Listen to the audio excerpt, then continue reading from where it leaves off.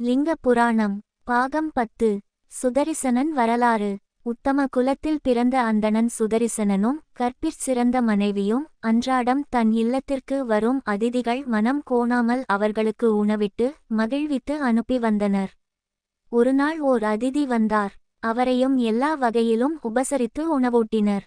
இடையில் சுதரிசனன் ஓர் அவசர வேலையாக வெளியே செல்ல வேண்டியிருந்ததால் மனைவியிடம் அதிதி மனம் கோணாமல் அவரை உபசரிக்குமாறு கூறிவிட்டுச் சென்றான்.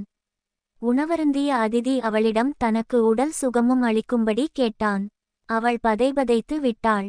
கற்புக்கு பங்கம் வரும் அல்லது அதிதிக்கு உபசார குறைவு ஏற்படும் என்று எண்ணி செய்வதறியாமல் தவித்துக் கொண்டிருந்தபோது சுதரிசனன் வீடு திரும்பினான்.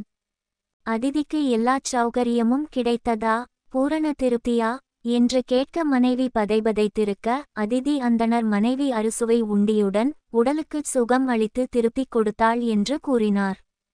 அப்போது அந்தணன் சினமோ வெறுப்போ கொள்ளாமல் தன் மனைவியை அவர் அனுபவித்து விட்டதால் அவள் அதிதியின் சொத்து என்று கூறி அவளையும் உடன் அழைத்துச் செல்லுமாறு வேண்டினான்.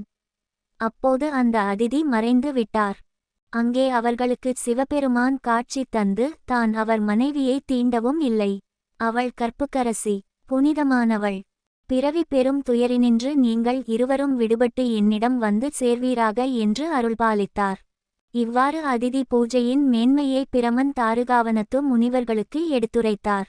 மேலும் அம்முனிவர்கள் இறைவன் திருவடிகளிலேயே சரண் புக அவரை வழிபடின் அவர் அருளால் முனிவர்களின் துன்பங்கள் நீங்கும் என்று அறிவுறுத்தினார். அடுத்து பிரமன் அவர்களுக்கு துறவின் தன்மையை எடுத்துக் கூறியதுடன் துறவிகள் மட்டுமின்றி மற்றோரும் ஈசன் பேரருளுக்கு பாத்திரமானவர்களே. தாம் செய்யும் கர்மாக்களை அந்த பெருமானுக்கே அர்ப்பணித்து அனைத்திலும் ஈசனை காண்பவர் முக்தி அடைவர் என்றார். தொடரும். வாழ்க வளமுடன். வாழ்க வையகம். ஓம் சிவாய நம.